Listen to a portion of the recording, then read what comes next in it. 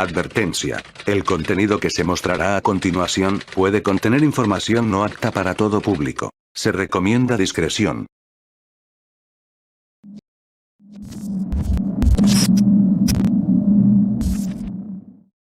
En la discusión contemporánea sobre la justicia y la moralidad, ciertos conceptos juegan un papel fundamental al definir qué acciones son permitidas y qué instituciones se consideran justas.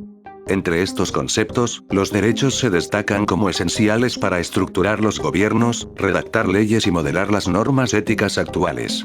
Aceptar un conjunto específico de derechos, no solo implica una aprobación de cómo se distribuyen la libertad y la autoridad, sino también un respaldo a una visión particular sobre lo que se puede, se debe y no se debe hacer. Pero, ¿qué sucede si nos adentramos en la naturaleza de los derechos? A través de una comparación de enfoques filosóficos contemporáneos, exploraremos cómo se justifican los derechos y aborda las críticas al discurso sobre los derechos. En la práctica, los derechos se manifiestan en una sorprendente variedad de formas. ¿Cómo se distingue, por ejemplo, el derecho a la vida del derecho a votar? ¿Qué diferencia hay entre el derecho a existir y el derecho a la privacidad? ¿Cómo se relacionan los derechos morales con los derechos legales? Para comprender esta diversidad, es útil clasificar los derechos según atributos comunes. Estos pueden agruparse en función de ¿quién posee el derecho? ¿Qué abarca el derecho? ¿Cuál es la justificación del derecho? ¿Cómo se puede afectar el derecho? Dentro de estas categorías, existen subcategorías. Por ejemplo, los derechos naturales son una subclase de los derechos morales, mientras que los derechos de expresión política son una subclase de los derechos de libre expresión. El estudio de derechos específicos frecuentemente se enfoca en cómo se interrelacionan estas categorías y subcategorías. Se debate, por ejemplo, si los derechos humanos deben considerarse derechos naturales, si el derecho a la privacidad tiene una base legal, o si el derecho legal a la vida puede ser perdido. ¿Son los derechos inalienables realmente posibles? ¿Quién tiene derecho a poseer derechos morales? Estas preguntas siguen siendo fundamentales en el análisis y la teoría de los derechos.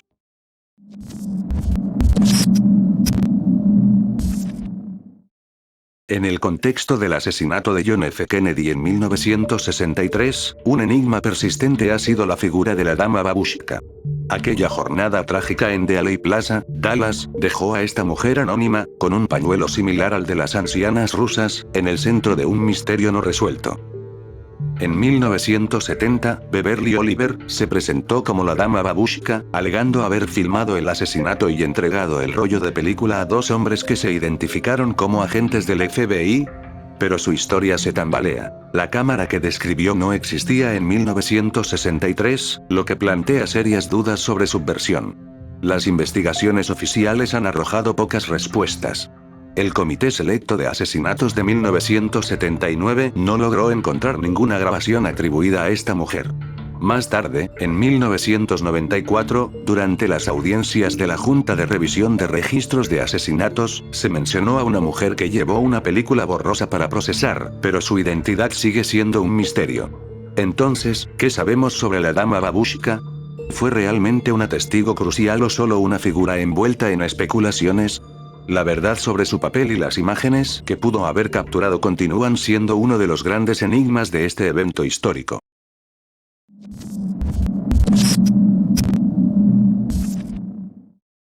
Una de las armas más letales y misteriosas del Imperio bizantino se ha mantenido en secreto durante siglos.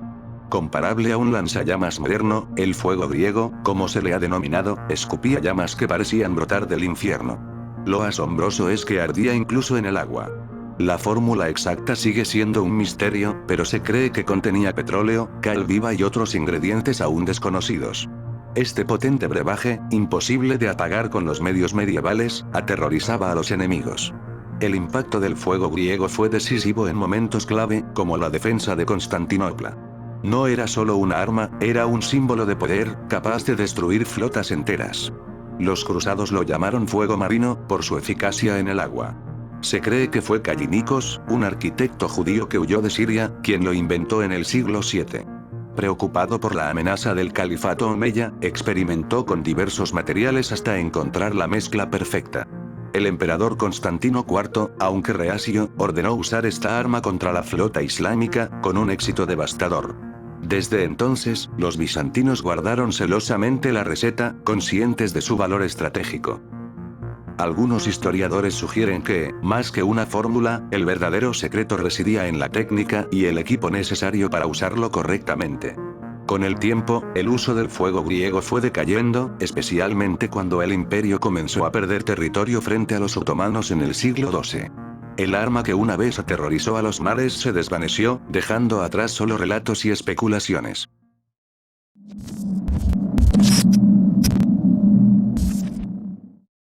En cosmología física y filosofía, la teoría de un multiverso postula que la vasta región que la ciencia llama el universo, con toda la materia, el tiempo, la energía, la información y las leyes y constantes físicas que los describen, podrían no ser todo lo que existe, y en cambio, puede haber un universo completamente diferente, distantemente separado del nuestro, y así consecutivamente. De ser este el caso, el total de todo lo que existe estaría compuesto por muchos universos que podrían considerarse como realidades alternativas, universos paralelos, múltiples líneas de tiempo e interpretaciones de muchos mundos. Debido a que la existencia de otros universos ha sido un concepto esotérico a lo largo de la historia científica, muchos investigadores actualmente argumentan que las teorías de multiversos son casi imposibles de probar o refutar con métodos de investigación del mundo real, y lo consideran más una noción filosófica que una hipótesis científica, puesto que no se puede falsificar empíricamente.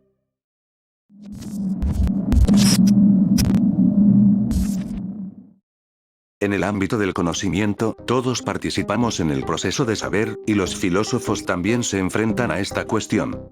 Pero, ¿qué entendemos por conocimiento? Para desentrañar este concepto, es útil desglosarlo en varias etapas y explorar sus diferentes formas. Una interacción directa nos permite un conocimiento más profundo, mientras que sin contacto, solo podemos conocerla a través de información. ¿Es suficiente conocer hechos para decir que realmente conocemos a alguien? Bertrand Russell distinguió entre conocimiento por descripción y por familiaridad. El conocimiento por familiaridad es inmediato y vinculante, relacionado con experiencias sensoriales o propiedades abstractas. En contraste, el conocimiento por descripción se refiere a saber sobre cosas no experimentadas directamente. Russell sugirió que, a través de descripciones, podemos conocer cosas que no hemos encontrado personalmente. La discusión filosófica se centra en el conocimiento proposición, como 2 más 2 igual 4, o, la gravedad existe. ¿Deberíamos limitar nuestra filosofía a este tipo de conocimiento o considerar otras formas? Ejemplos como saber la hora exacta, quién nos visitará, o la mejor manera de lograr un objetivo, parecen ser tipos específicos de conocimiento. Saber la hora o identificar a un visitante parece claro, pero, ¿hay otras formas de entender estos tipos de conocimiento? El contrastivismo propone que el conocimiento se entiende en términos de contrastes. Saber algo implica saberlo en lugar de otras opciones. Gilbert Ryle distinguió entre conocimiento proposición y conocimiento como. El conocimiento como es saber cómo realizar una acción, como leer la hora o cocinar. Finalmente, la adquisición y mantenimiento del conocimiento se exploran desde varias perspectivas. ¿Es innato, se obtiene por observación, o se desarrolla mediante pensamiento? En la epistemología moderna, se intenta reducir el conocimiento a otros fenómenos para definirlo de manera precisa. Esta cuestión ha sido central en el estudio del conocimiento en las últimas décadas.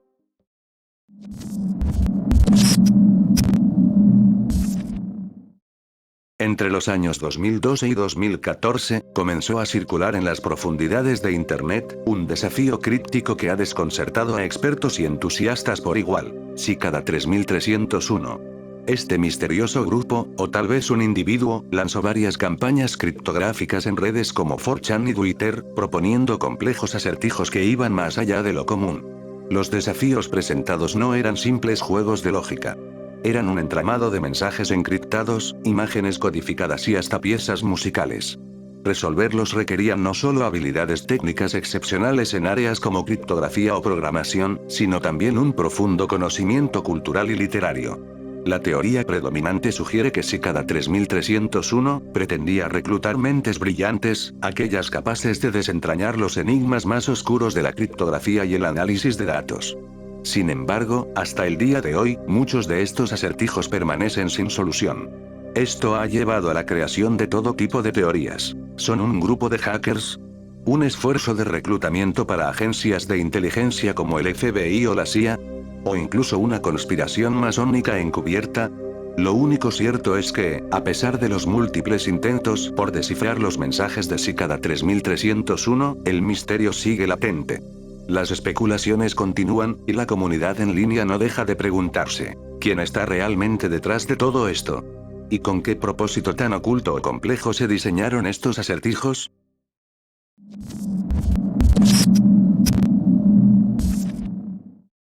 Durante la Guerra de Independencia en 1776, mientras George Washington dirigía sus fuerzas, surgió una red de espionaje que todavía hoy guarda secretos sin resolver. Entre sus miembros, uno destaca por encima de todos: la enigmática Agente 355. Aunque su identidad real sigue siendo un misterio, su papel en la historia ha dejado una huella difícil de ignorar. ¿Quién era esta espía que tanto ha intrigado a los historiadores? Las únicas referencias directas sobre ella se encuentran en las comunicaciones del famoso Culper Ring, un grupo de espías patriotas, entre 1778 y 1780. En una carta, Abraham Walpole, bajo el alias de Samuel Culper Jr., la menciona como una persona de gran utilidad. A partir de ese momento, se han tejido numerosas teorías. Se sabe que fue reclutada por los patriotas y que su posición social le permitía moverse con relativa libertad en Nueva York, pero más allá de eso, todo son conjeturas. Una de las teorías más populares es que la Agente 355 podría haber sido Anna Strong, una vecina de Walpole que supuestamente colaboró con el Culper Ring. Algunos creen que el número 355 no correspondía a una persona en particular, sino que era un simple código que significaba dama en clave. Otros piensan que podría haber sido la esposa de Robert Townsend, otro espía del Culper Ring. La falta de pruebas claras y las incongruencias históricas dejan una pregunta persistente: ¿existió realmente la Agente 355 o es una figura más mitológica que real? Su legado, sin embargo, perdura como símbolo de la valentía y el ingenio en una época turbulenta.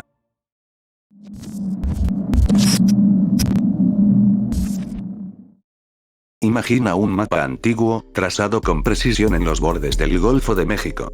Entre sus detalles aparece la isla Bermeja, un pequeño punto en el vasto mar. Durante siglos, esta isla fue mencionada por cartógrafos y exploradores. Sin embargo, en el siglo XX, algo extraño ocurrió. La isla, antes registrada con exactitud, dejó de aparecer en los mapas. Alonso de Santa Cruz fue el primero en hablar de ella en 1539, seguido por Alonso de Chaves en 1540, quien proporcionó su ubicación exacta. Pero para cuando los mapas británicos de 1844 se publicaron, ya indicaban que la isla se había hundido a 60 brazas bajo el mar. ¿Cómo pudo desaparecer de forma tan abrupta? El interés en Bermeja resurgió en 2008 durante negociaciones entre México y Estados Unidos sobre derechos de explotación petrolera en el Golfo. Si Bermeja existiera, habría ampliado la zona económica de México, otorgándole acceso a vastas reservas de petróleo. Sin embargo, su ausencia implicó la pérdida de acceso a estas riquezas. ¿Coincidencia o algo más? Diversas teorías han intentado explicar este enigma. Desde errores cartográficos, hasta el aumento del nivel del mar, pasando por teorías conspirativas que sugieren que la CIA podría haber destruido la isla para favorecer a Estados Unidos. ¿Hasta qué punto estas ideas, algunas tan inverosímiles, podrían ser ciertas? A pesar de varias expediciones en 2009, no se ha encontrado rastro alguno de la isla. La cuestión sigue abierta. ¿Bermeja existió alguna vez, o es un simple mito de los mapas antiguos?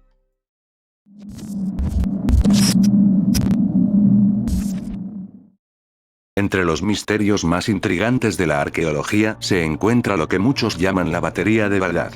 Este enigmático artefacto, formado por una vasija de cerámica, un cilindro de cobre y una varilla de hierro, parece desafiar el entendimiento convencional de la tecnología antigua. Podría haber sido usado para generar electricidad. El objeto fue descubierto en las cercanías de Bagdad, en una zona cercana a la antigua ciudad de Ctesifonte, aunque su hallazgo está rodeado de incertidumbre. Wilhelm König, arqueólogo y pintor, afirmó haberlo encontrado en la década de 1930, pero algunos detalles de su descubrimiento siguen siendo motivo de debate.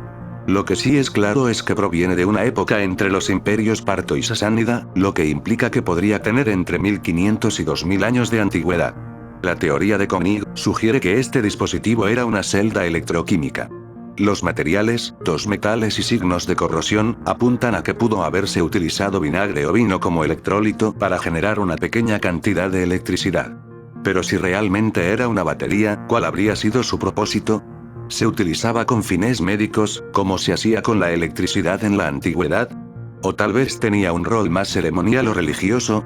Una de las hipótesis más discutidas es la posibilidad de que la batería se empleara en la galvanoplastia, un proceso para recubrir objetos con metal. Sin embargo, esta idea enfrenta varios problemas, como la escasa potencia que podía generar el dispositivo, insuficiente para este tipo de trabajo. La desaparición del artefacto durante la invasión de Irak en 2003 ha añadido una capa de misterio a su historia. ¿Cuántas respuestas se habrán perdido con él? Sin pruebas concluyentes, las especulaciones persisten.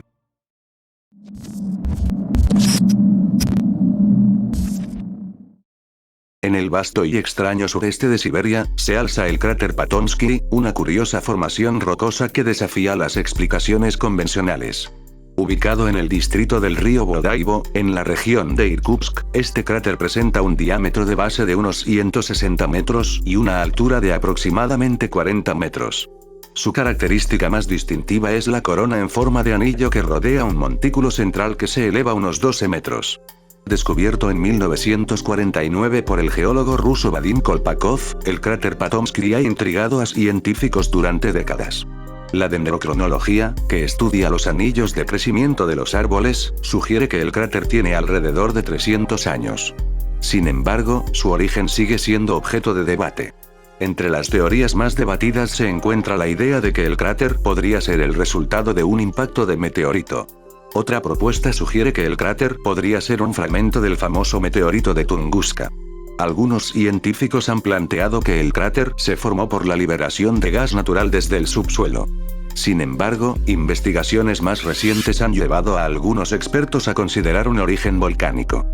¿Por qué, entonces, sigue siendo tan difícil encontrar una explicación definitiva para el cráter Patonsky? A pesar de múltiples expediciones y estudios, el misterio del cráter Patonsky persiste. Hasta que no se descubra una evidencia concluyente, el cráter seguirá siendo uno de los enigmas más particulares de la geología moderna.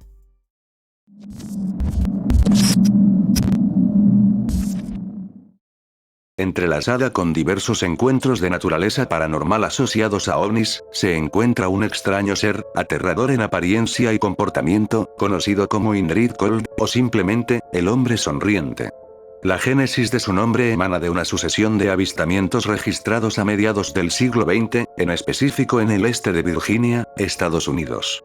Estos encuentros se caracterizan por su atmósfera inquietante y enigmática, con testigos que relatan interacciones con un hombre alto y sonriente, cuyo comportamiento se despliega de forma singular. Uno de los relatos más sobresalientes vinculados a Indrid Cold, es el caso de un hombre, quien declaró haber tenido una secuencia de encuentros con el enigmático ser, en 1966. El sujeto describió a Cold como una entidad extraterrestre que establecía comunicación telepática y compartía información sobre otros planetas y dimensiones.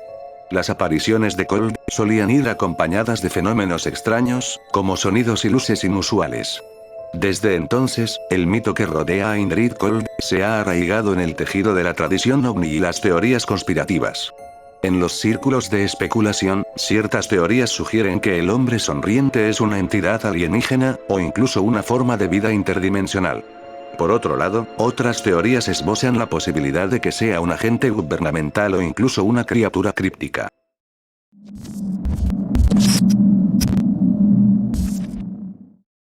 El 20 de agosto de 1966, en las colinas del Morro d'Ovintem, Niterói, un joven volando su cometa hizo un hallazgo inquietante. Dos cuerpos masculinos inertes en el suelo.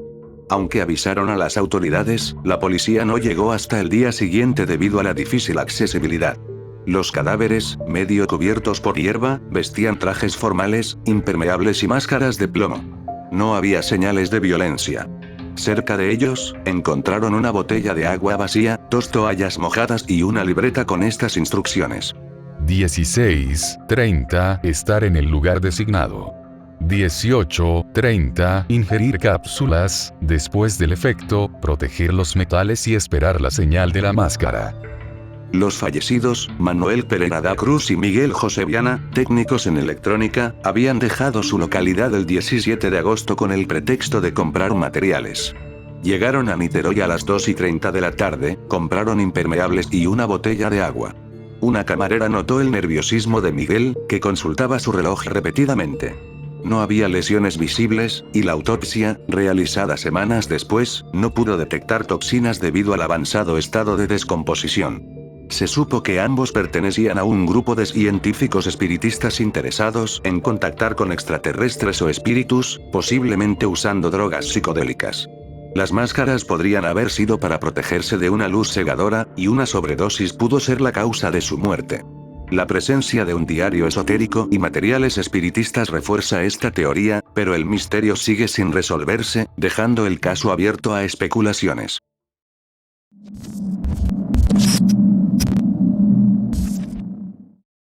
En física, existen 4 fuerzas fundamentales que controlan todo lo que conocemos en el universo: la gravedad, el electromagnetismo y las interacciones nucleares fuerte y débil. Pero, ¿y si hubiera una quinta fuerza? Algunos científicos creen que podría existir, ya que han surgido anomalías que no pueden explicarse con las teorías actuales. A menudo se piensa que sería tan débil como la gravedad, mucho más tenue que las interacciones nucleares o electromagnéticas. Su alcance podría variar desde menos de 1 milímetro hasta distancias cósmicas. Otras teorías sugieren que esta fuerza podría estar relacionada con los misterios de la energía oscura, esa energía que hace que el universo se expanda cada vez más rápido. ¿Podría la quinta fuerza ser una manifestación de la quinta esencia, una forma de energía oscura aún más extraña? El concepto de una quinta fuerza fue propuesto en 1986 por un grupo de físicos que revisaron los resultados del famoso experimento de Eötvös, un estudio sobre la gravedad. Al reexaminar los datos, notaron pequeñas desviaciones en la manera en que la gravedad afecta a los objetos a distintas distancias, lo que los llevó a pensar en una nueva fuerza. Esto plantea una pregunta fundamental: ¿estamos equivocados sobre cómo funciona la gravedad en realidad? Una posible señal de esta quinta fuerza podría observarse en las órbitas de los planetas, un fenómeno llamado el efecto Nordtvedt. Experimentos recientes, como el uso de láseres para medir la distancia a la Luna y las observaciones de interferometría avanzada, han buscado cualquier desviación en la ley de la gravedad tal como la conocemos. Otros experimentos, enfocados en la existencia de dimensiones adicionales, también exploran esta posibilidad.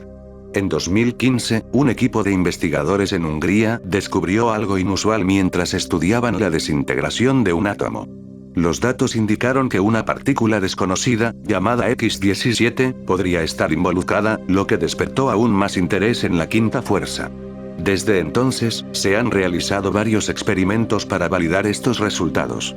Si se comprueba su existencia, la quinta fuerza no solo nos obligaría a reescribir las leyes de la física, sino que podría ser crucial para entender fenómenos como la materia oscura, o las anomalías en la energía del universo.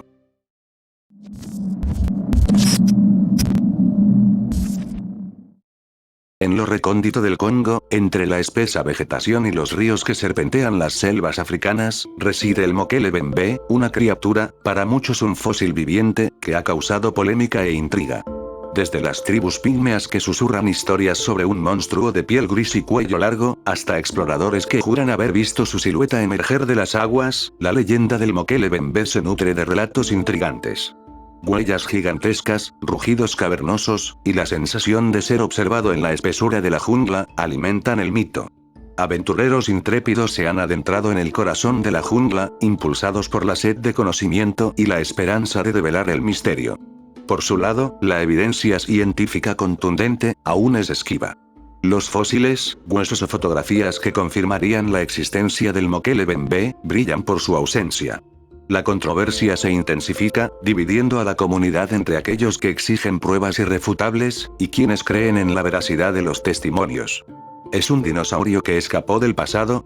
¿O, simplemente una criatura mitológica que habita en el imaginario colectivo?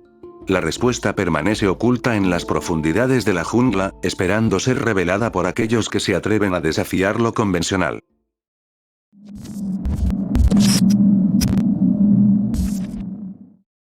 En los oscuros bosques de Maules, Suiza, algo más que el viento ha inquietado a los habitantes durante la última década.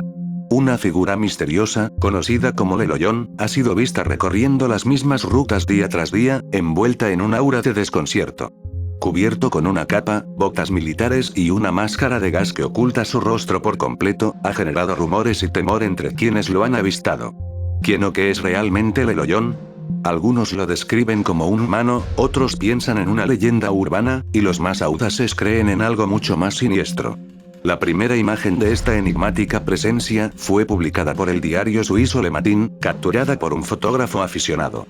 La fotografía, aunque reveladora en su presencia, solo sembró más preguntas. ¿Por qué camina con una máscara de gas? ¿Qué esconde? Su figura alta y su vestimenta militar solo añadieron a la creciente intriga. Pero lo más desconcertante vino después. Las prendas de Leloyón fueron encontradas abandonadas en el bosque, junto a una críptica nota que decía: el riesgo de cazar a la bestia. Algunos interpretaron esto como un acto final, un suicidio simbólico. Junto a la ropa, se halló un documento titulado El certificado de defunción y testamento del fantasma de Maules, como si él mismo hubiera predicho su fin. En una carta publicada en el Boletín Comunal, Leloyón acusaba al diario Le Matin de haberlo asesinado al revelar su existencia. Expresaba su angustia por la atención mediática, explicando que sus paseos eran su terapia de la felicidad. Hasta hoy, su paradero es incierto. ¿Realmente Leloyón ha desaparecido para siempre, o sigue acechando en las sombras, esperando el momento adecuado para volver?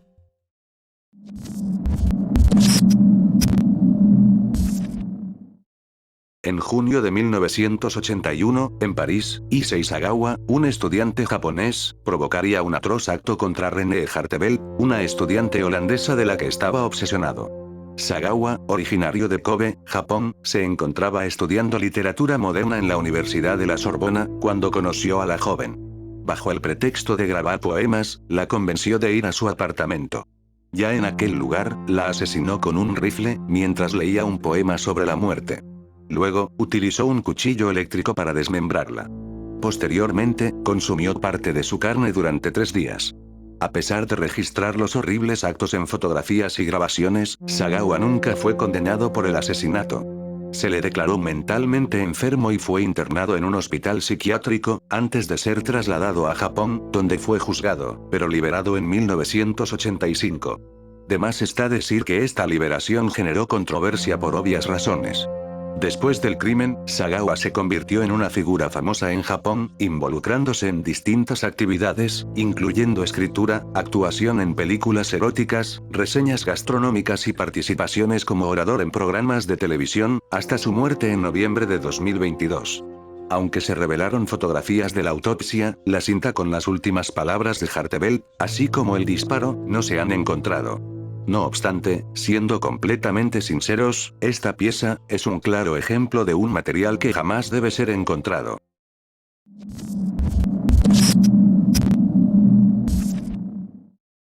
Después del movimiento de liberación gay de finales de los años 60 y principios de los 70, muchos individuos LGBT viajaron a San Francisco, percibida como un refugio donde sus orientaciones sexuales, antes criminalizadas, podían ser aceptadas.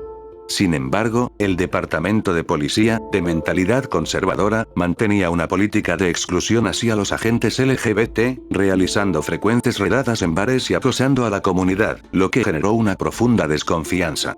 En este contexto, un asesino en serie, más tarde apodado de Dudler, se movió con libertad, dejando entre 5 y 14 víctimas y 3 sobrevivientes heridos.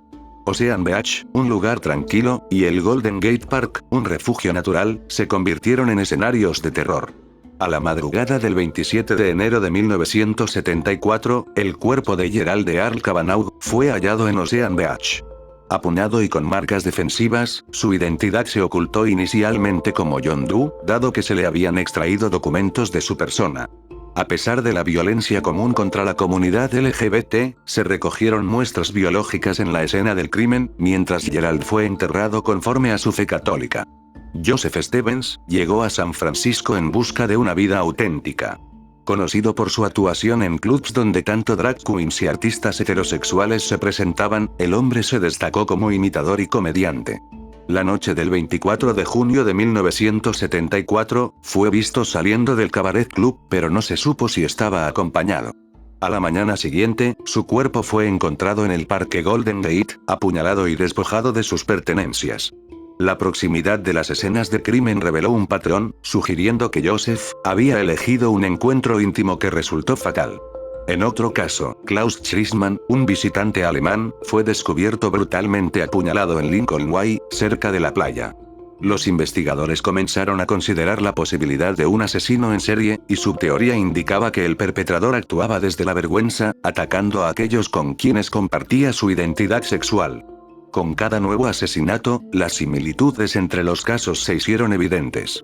En agosto de 1974, el diario El Sentinel reportó que la policía detuvo a un hombre en un club nocturno, donde se le vio ofreciendo hacer dibujos.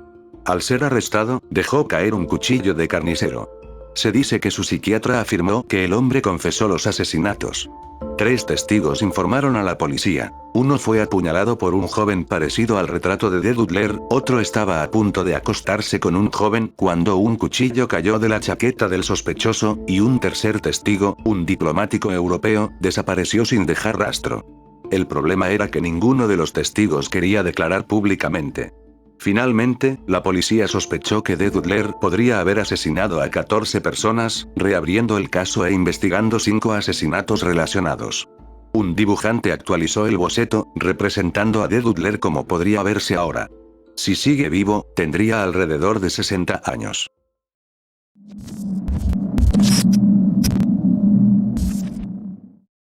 Las llamadas telefónicas de los muertos son un fenómeno inquietante que trasciende las historias de terror en la pantalla.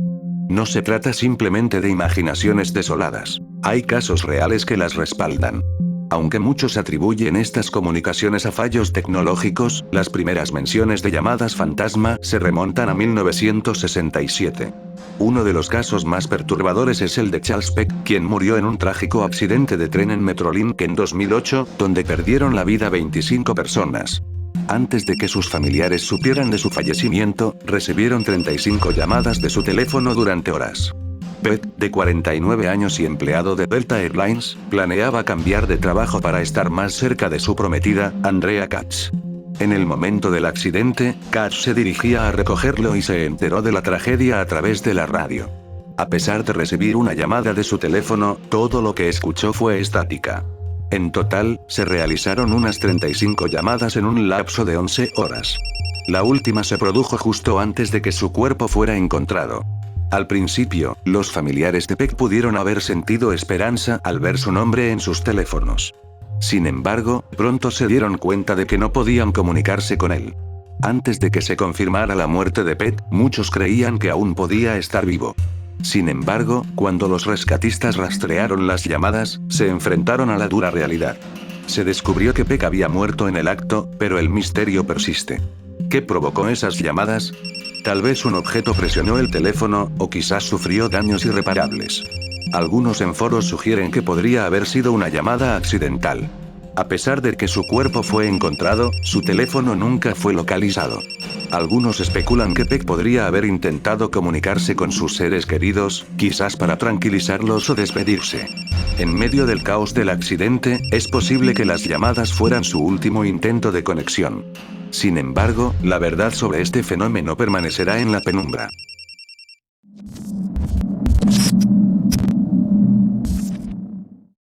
El 9 de junio de 1995, a las 10:45 p.m., en la pequeña localidad de Alma, Arkansas, un misterio escalofriante se desarrolló.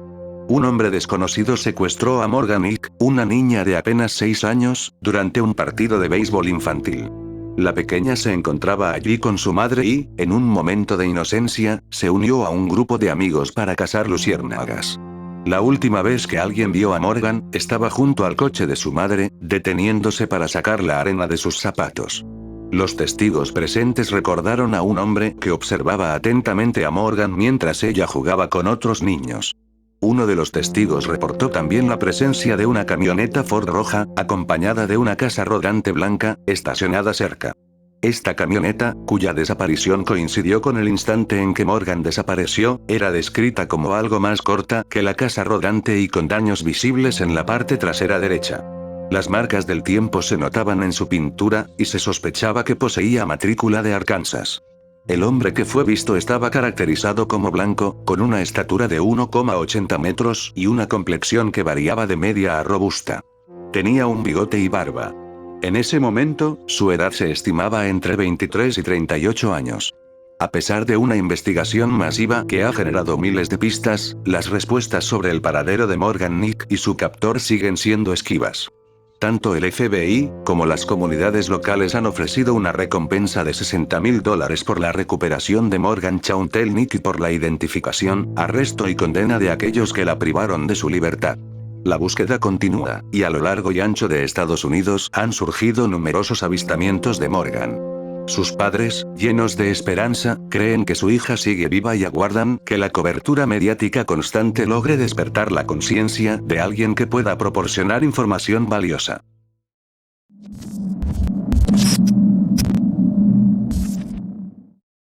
El 6 de julio de 1985, Diane Suzuki, una bailarina de 19 años y estudiante de la Universidad de Hawái en Noa, desapareció inexplicablemente, convirtiéndose en el centro de una de las investigaciones criminales más destacadas de Hawái. Fue la primera vez que el Departamento de Policía de Honolulu utilizó luminol y otros avances forenses en un caso. La última vez que fue vista, alrededor de las 5 de la tarde, estaba afuera de su academia de danza, donde trabajaba como instructora de baile. Curiosamente, durante ese mismo periodo, al menos 9 mujeres fueron asesinadas en Oahu, incluidos casos como el de Lisa O y Regina Sakamoto. Algunas de estas víctimas fueron halladas con las manos atadas a la espalda, lo que llevó a sospechar de un asesino en serie, conocido como el estrangulador de Honolulu. Sin embargo, la desaparición de Suzuki no coincidía con este patrón. El hallazgo de sangre en el lugar impulsó cambios legislativos en Hawái, ampliando las leyes de acoso para incluir el acecho y elevando las violaciones de órdenes de restricción a un delito más grave. En 1993, el fiscal de la ciudad y el condado de Honolulu intentó reabrir el caso. Después de más de 300 horas de testimonios y miles de dólares invertidos, no se presentaron cargos. La pregunta persiste: ¿qué sucedió realmente con Diane Suzuki? Su caso continúa sin resolverse.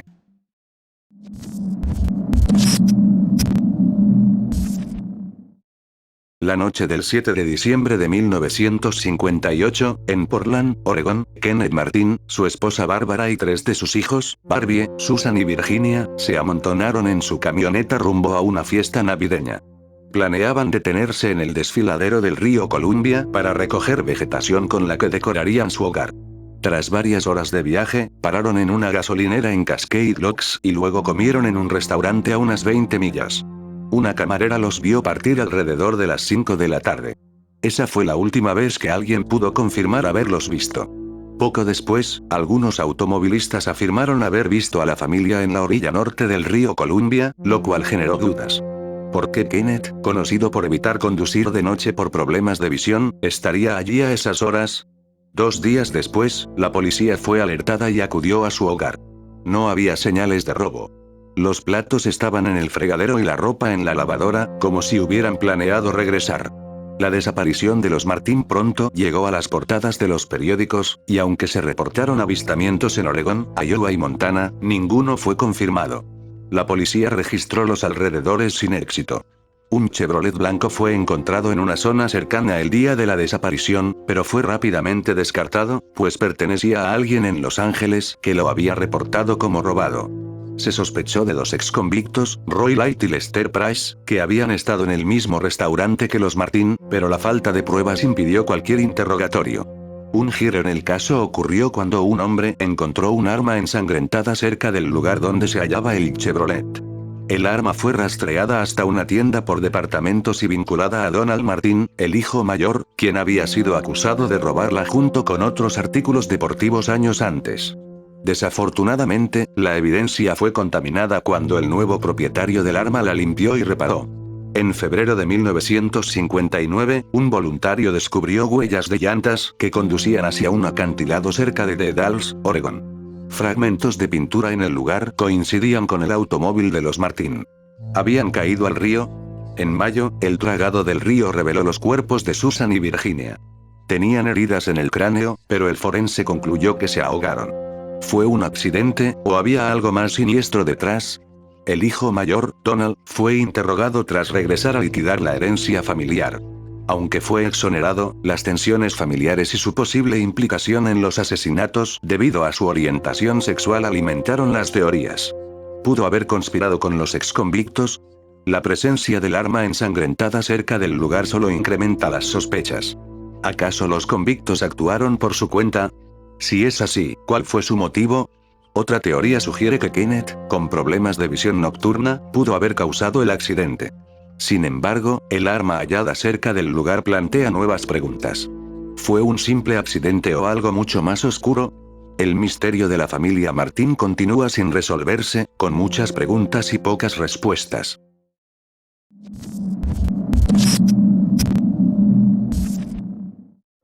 El 19 de diciembre de 1959, Christine y Cliff Walker, de 24 y 25 años, junto a sus dos hijos, fueron asesinados en su casa en Osprey, Florida. Según las autoridades, el crimen comenzó con el asesinato y abuso hacia Christine, alrededor de las 4 p.m. de aquel sábado. Al poco tiempo, su esposo Cliff y sus hijos, Jimmy, de 3 años, y Debbie, de 1 año, llegaron a casa y sufrieron el mismo destino. Emmett Monroe Spencer, un asesino en serie, confesó los asesinatos, pero esta declaración no tardaría en ser desacreditada por el alguacil del condado de Sarasota, quien lo consideró un mentiroso patológico. En 1994, un cantinero en Stroudsburg, Pensilvania, informó a la oficina del sheriff del condado de Sarasota que uno de sus clientes se jactaba de haber matado a los Walker, pero la información no pudo ser verificada. A lo largo de los años, 587 personas fueron sospechosas, y la policía no pudo identificar un motivo claro.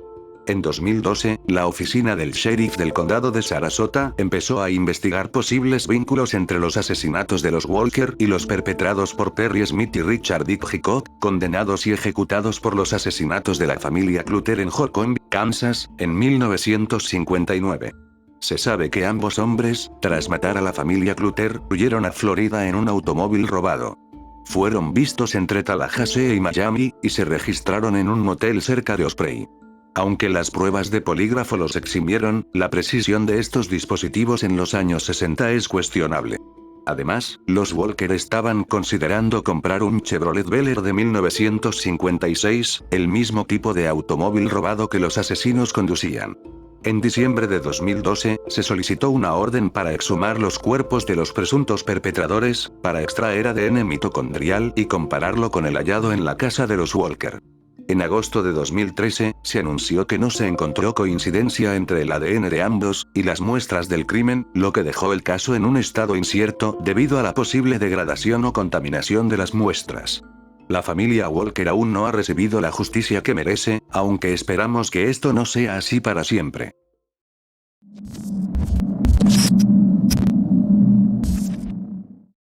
El 31 de mayo de 1995, una mujer que se identificó como Jennifer Fairgate, llegó al prestigioso Hotel Plaza de Oslo. 3 días después, un empleado escuchó un disparo desde su habitación. Al entrar, encontró a la mujer yaciendo en la cama con un arma en la mano y una herida de bala en la cabeza.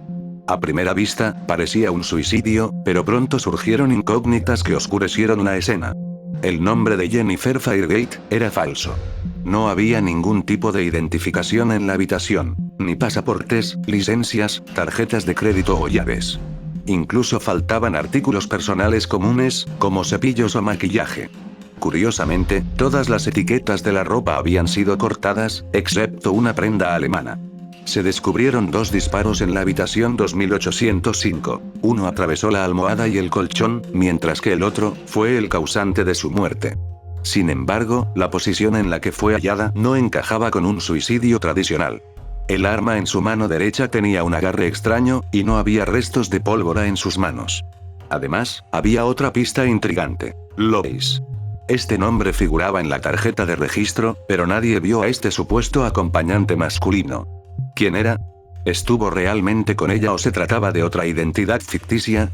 El maletín de cuero que encontraron en la habitación contenía cartuchos adicionales para el arma, pero extrañamente, no había pantalones ni ropa interior en su equipaje. Tampoco coincidían los zapatos italianos negros que llevaba en el momento de su muerte con los que había traído al registrarse en el hotel. Los intentos de la policía por identificar a Firegate fueron infructuosos. Sus huellas dactilares no aparecieron en las bases de datos de la Interpol, y nadie había reportado su desaparición. Tampoco se pudo rastrear su origen, pero el análisis posterior de ADN reveló que tenía ascendencia europea y hablaba alemán, probablemente con acento de Alemania Oriental. Algunas teorías sugirieron que su muerte podría haber sido una ejecución encubierta, pero no había pruebas contundentes. A pesar de todas las incógnitas, el caso se cerró después de 13 meses de investigación sin respuestas. La mujer fue enterrada en una tumba anónima en Oslo, pero el periodista noruego Lars Christian Wegner reabrió la investigación años más tarde. Solicitó la exhumación del cuerpo para obtener un perfil de ADN completo, algo imposible en los 90, lo que confirmó que la mujer tenía alrededor de 30 años, no 21 como afirmó en el registro. En sus indagaciones, Wegner contactó con el ex jefe de inteligencia noruega, para investigar la posibilidad de que Firegate estuviera involucrada en actividades de espionaje o asesinatos por encargo. El caso de Firegate empezó a compararse con el de la mujer de Isdal, otro misterio sin resolver en el que una mujer fue hallada muerta en circunstancias igualmente sospechosas, con todas las etiquetas de su ropa removidas. Aunque los dos casos ocurrieron con casi 2 décadas de diferencia, las similitudes han llevado a especulaciones sobre una posible conexión. Entonces, surgen las preguntas clave. ¿Fue un suicidio o un asesinato cuidadosamente planificado? ¿Quién era realmente Jennifer Firegate, y qué ocultaba su historia? ¿Podría haber sido eliminada por lo que sabía? ¿Y quién era Lois, si es que existió? El misterio sigue sin resolverse, y aunque se han planteado múltiples teorías, ninguna ha podido cerrar este enigma.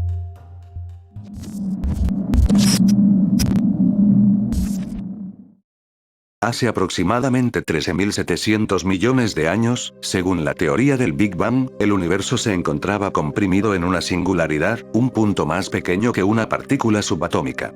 Un instante después de este evento colosal, los protones y neutrones, componentes básicos de los átomos, emergieron, marcando el inicio de la materia estable. Sin embargo, antes de este punto, la noción de materialidad carecía de significado. La teoría cuántica de campos añade una capa de complejidad. Sugiere que el vacío cuántico, aparentemente vacío de materia, estaba lleno de actividad en forma de fluctuaciones de energía, generando partículas que surgían y desaparecían. Este fenómeno, aparentemente surgido de la nada, desafía la noción de un vacío absoluto. En la búsqueda de respuestas, la física explora explicaciones hipotéticas basadas en evidencia disponible. Algunos astrofísicos sugieren que nuestro universo es descendiente de otro más antiguo, una historia escrita en el fondo cósmico de microondas, la radiación reliquia del Big Bang. Esta idea, inicialmente problemática para la teoría del Big Bang, fue abordada por la teoría de la inflación caótica, un concepto aún más profundo que propone una progresión interminable de burbujas inflacionarias, cada una dando lugar a un nuevo universo dentro de un multiverso inconmensurable. Por otro lado, la cosmología cíclica conforme, propuesta por el físico Roger Penrose, establece una conexión matemática entre estados extremos del universo. Sugiere que la aparente ausencia total de materia antes del Big Bang puede dar origen a la materia observada en el universo actual. Desde esta perspectiva, el Big Bang surge de la transformación matemática de estados extremos, donde la materia se consume en agujeros negros, y estos se evaporan en fotones, que a su vez se pierden en el vacío. La cosmología cíclica conforme ofrece respuestas detalladas, aunque especulativas, sobre el origen del Big Bang. Sin embargo, persiste la pregunta filosófica más profunda acerca de cómo surgió el sistema de ciclos. Se plantean 3 posibilidades. No hay explicación física. Los ciclos se repiten infinitamente. Solo hay un solo ciclo repetitivo. Estos enfoques evitan eventos no causados y ofrecen atractivos distintivos en el sentido de que la física proporciona respuestas comprensivas. Penrose sugiere una secuencia de ciclos interminables basada en la mecánica cuántica, donde cada ciclo implica eventos cuánticos aleatorios que se desarrollan de manera única. Esta perspectiva abre la posibilidad de detectar rastros de universos anteriores en la radiación del Big Bang. Aunque sus observaciones han sido cuestionadas, la idea de ciclos interminables es crucial para su visión. Así también, existen otros modelos los cuales giran en torno a la formación de la propia singularidad anterior al Big Bang. Si pensamos en los agujeros negros como compactadores de basura cósmica, son los principales candidatos para toda esa compresión primordial. En teoría, nuestro universo en expansión podría ser la salida de un agujero blanco de un agujero negro en otro universo. Cada enfoque ofrece perspectivas diferentes, sin embargo, la respuesta exacta a esta pregunta sigue siendo desconocida. Y bueno, así es como damos por iniciado el segundo nivel de este gigantesco iceberg. Esperemos que la siguiente parte no tarde medio año en salir. No se preocupen. Dada la nueva forma en la que tengo organizado mis vídeos, esto no tardarán tanto en salir como antes. Pero en fin, realmente no tengo mucho más que decirles en esta ocasión. Espero que el video les haya gustado. Sin nada más que decir, yo me despido, hasta la próxima.